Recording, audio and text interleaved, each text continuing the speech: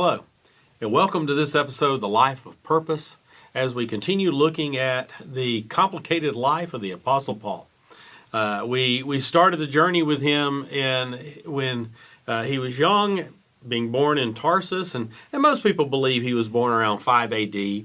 in Tarsus, and he was born a Roman citizen, and so he is born into a prominent Jewish family, but he's a Roman citizen, and he really is growing into being a very prominent young Pharisee when we first really encounter him. He is very adamant to persecute as many Christians as he can, but then he becomes one. And the rest of his life is lived out trying to spread the gospel to the Gentiles and then even trying to still be a part of what the disciples are doing in their ministry that is really centered in Jerusalem. And so as we're now, as you can guess, in our last episode, we're nearing the end of the life of the Apostle Paul. We're going to be dealing with what happens with Paul that leads to his death, and how his theology, his understanding of Jesus, his understanding of how you live as a Christian, what role that plays in his ultimate death. And he dies around 65 A.D.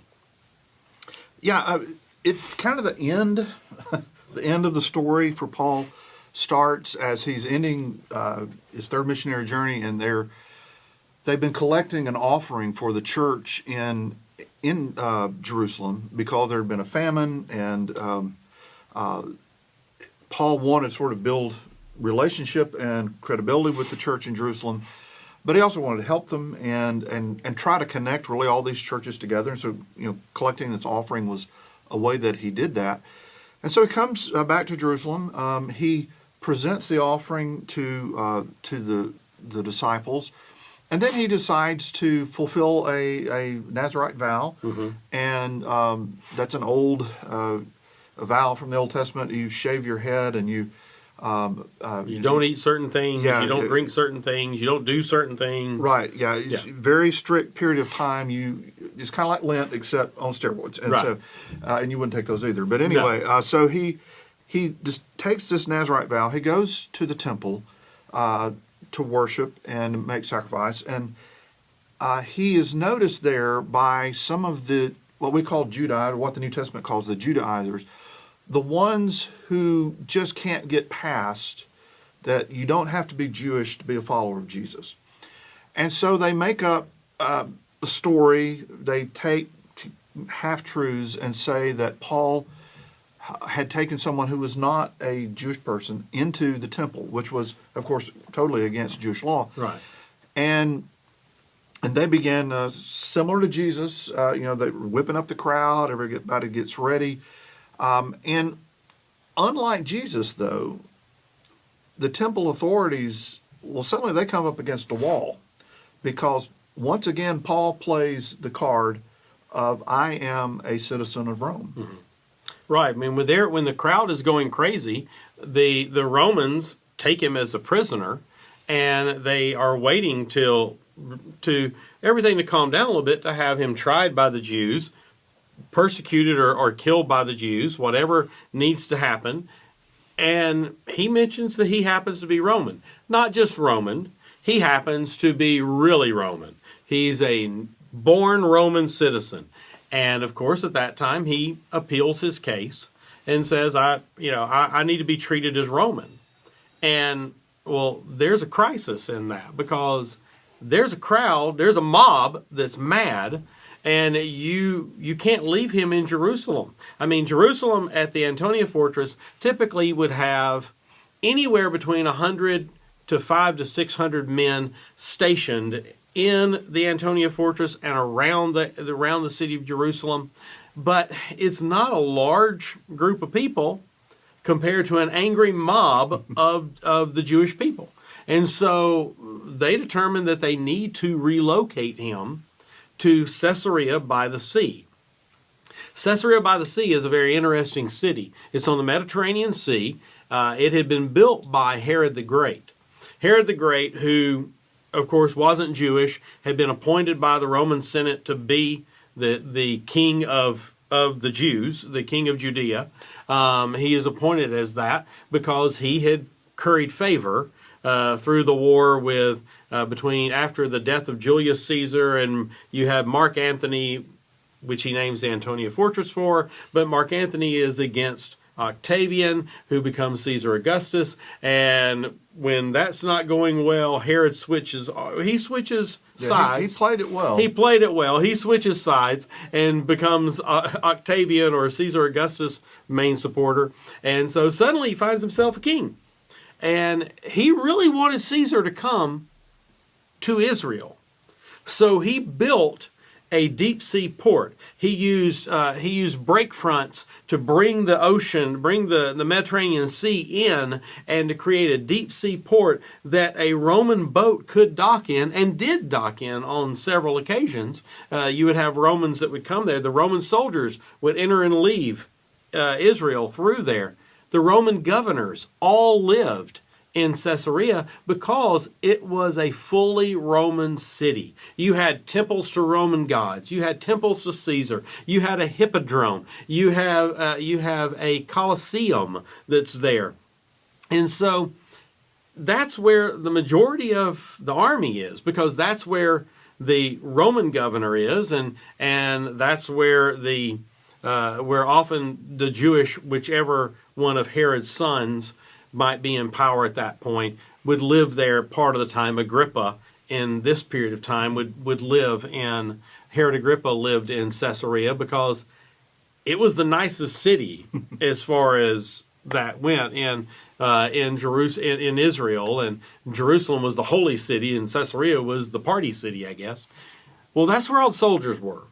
And so the idea was take Paul from Jerusalem, where it's dangerous, where there's a lot of Jewish people who are really angry, and take him down to Caesarea where he can be tried as a Roman citizen. He can be tried before the Roman governor who was there.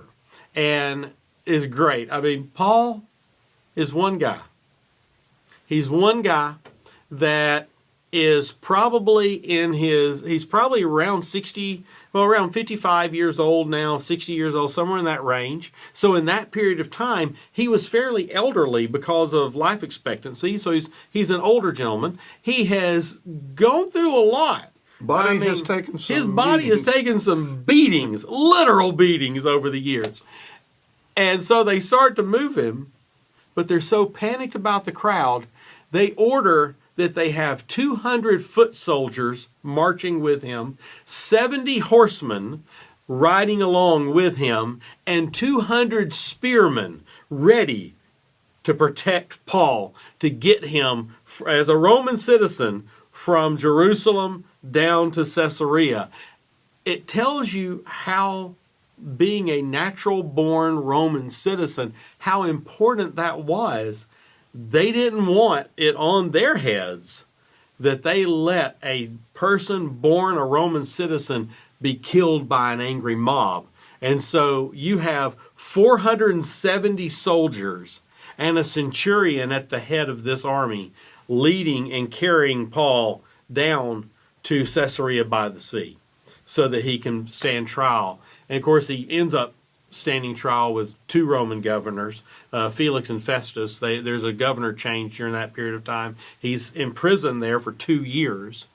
But their anger, while it's the tipping point for them was the accusation that he had brought a Greek into the temple, not leaving them in the court of the Gentiles, but actually bringing them into the temple. That was the tipping point. The major issue was Paul's theology, his understanding of God and how to be faithful to God, was all now seen through the lens of Jesus and no longer seen through the lens of the law. And that switch had caused anger to start building in the Judaizers, because they believe in Jesus, but they're still following the law to its final letter.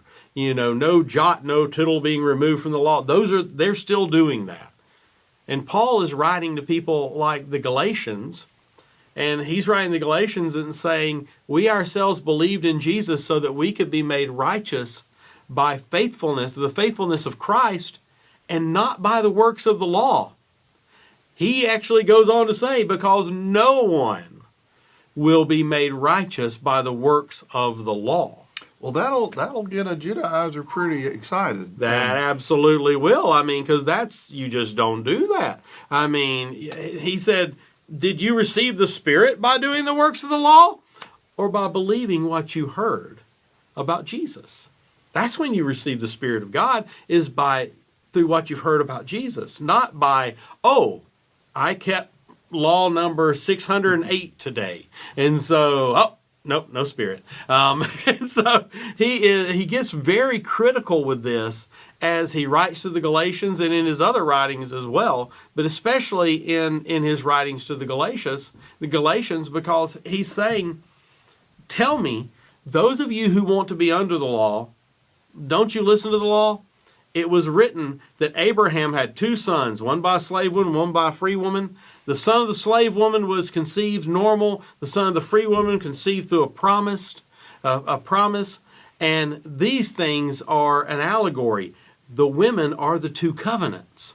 And so he's talking to them about the fact that you are part of this covenant that is great.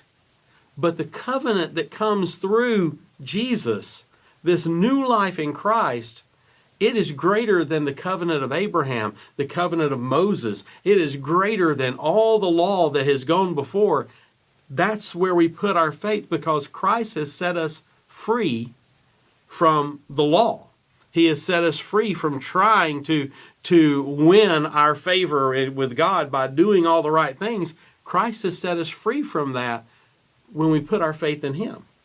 Yeah, and it's not far from what John says. As you know, before you had Moses, but now you have Jesus, and you had the law, and now we have grace and an age of grace. And so you have the two. I mean, it's literally where we get the words testaments. Mm-hmm. You have the Old Covenant or Old Testament, and we have the New Testament, because the covenant changed with Jesus. Now, it's fascinating to me to watch Paul mature as a person. Mm-hmm. Kind of, I mean, as you get older, and we're all getting older, there's this moment where you go, I don't know how it's going to, I know that life doesn't go on forever. I don't know how it's going to end. And Paul didn't know how it was going to end. But it's fascinating how he perceived that even being arrested, that it allowed him to preach the gospel to people of increasing importance. Mm-hmm. He preaches and nearly convinces some of them, and they listen to the rational argument. And then he goes on in the appeals process to different folks, and he looks at it and he says, I mean, it's bad that I'm in prison, but look at all the people that I get to preach to. Right. I mean, it's a fascinating thought. And I guess one for me that helps me in difficult days to go, oh, this is not good. But what in the world could God do good in this situation? Right. And Paul makes the best of it. He writes a lot of letters from prison. Mm-hmm. His theology over time, we start seeing these deep passages of describing God in ways that, and Jesus in ways that perhaps no one else had.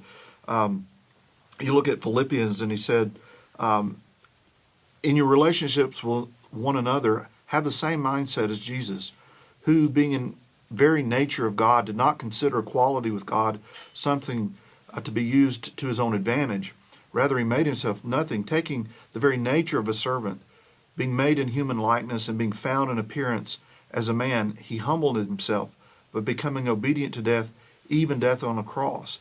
But therefore God exalted him to the highest place, and gave him the name that is above all names, the name of Jesus, that every knee should bow in heaven, on earth, and under the earth, and every tongue acknowledge that Jesus Christ is Lord, to the glory of God the Father. He begins to write, and some people believe that this was actually a hymn. Begins to write these amazing. Colossians chapter 1 is another example. Mm-hmm. He is the image of the invisible God. Right. And just such rich thought as he gets older, it all begins to sort of kind of gel. And his writings from the book of Philippians, and one of my favorite books is Philippians, as he says, for me to live is Christ, but if I die, I still have Christ. Yeah, it's a gain. It's either or. But if I can do some good on this earth, yeah, then I'm going to keep doing it. And all these people that he had made friends with, who are mentioned in a lot of the letters. Eventually, he went to Rome, and he was, of course, he had a shipwreck on the way, and got bit by a snake, and eventually makes it to Rome, and he's under house arrest. And all of these people who have supported him, so many of them came to Rome and were with him and helped take care of him and bring him gifts and food and supplies. And you see this man who can't control his destiny completely, but that beloved community wraps itself around Paul in his hardest days. And his day does come. He ultimately, by appealing to Rome, he bought a lot of time. he did. But ultimately, you're appealing to Caesar, who blames the Jews and the Christians for everything that's gone wrong in the world. And Paul was Hebrew among Hebrews. Uh-huh. And He's Hebrew among Hebrews and Christian among Christians. yeah, and so Paul meets all the categories. And so he's ultimately put to death, but he's beheaded. Right. And because he's a Roman citizen, he didn't have to, you wouldn't be crucified as a Roman citizen. But his life takes on this amazing, when you get to the end of it and you look back, you see this person who started off as this fiery, preaching guy. He ends up being this person somewhat like Barnabas, who's able to encourage others, to build community, and really to be surrounded by that community of faith, even to his very, very end. It's a beautiful thing that so many people do travel to Rome to be with him. And the church tradition tells us that Peter's also being held in Rome at the same time, nowhere near where Paul is being held, but Peter's being held. And of course, Peter dies in 67 AD in Rome, and he is not a Roman citizen, and so he does not get. I was going to say the luxury of being. It's not the luxury, but actually worse. Whatever. Yeah, he does not. He is not beheaded as Paul is, which would be a quicker death. Yeah, it'd be a very quick death. Peter, because he doesn't view himself equal with Christ, refuses to allow himself to be crucified in a normal fashion. He requests that the cross be inverted and he be crucified upside down. And many people think, how in the world would Peter have the power to ask that or demand that? The reality is, he probably, in requesting it, the Romans, who were always looking at ways to make crucifixion more of a torture, where you could live longer on the cross and suffer longer in your death, they probably looked at that as let's give this a try. We haven't thought of this one, and let's flip him. And so he was crucified upside down, and but they're both of these people are dying in Rome within 2 years of each other. But Paul, even though he never really has a moment of extended, multi-year extension of ministry with the disciples themselves, the original 11 and Matthias. He always is doing his own thing with his own community. It still shows how God works through each one of us. We're all part of the body of Christ. We all have our gifts and we all have our abilities. And Paul takes his, where I reading into Paul, I think Paul would have loved to have been, in the early days, Paul would have loved to have been sitting in that 12th seat. Not Matthias, chosen by casting lots and because they realized that they were one short after Judas. Paul, having been called by Jesus into discipleship on the road to Damascus, I think Paul would have loved to have been seated among them at that table. But that never was his lot in life. That lot never fell to Paul. But isn't it amazing what God did through Paul when he embraced this new opportunity? He embraced this new community that he creates into the beloved community, and then shows us how to create the beloved community in our church and in our community and in our world even now. And so Paul kind of lives out for us what it means to die, what it means as we get older in life to realize, I only have a few years left. What do I need to be working on? And he is able to show us how you live a life to the very end, following Jesus Christ with all your heart. Absolutely.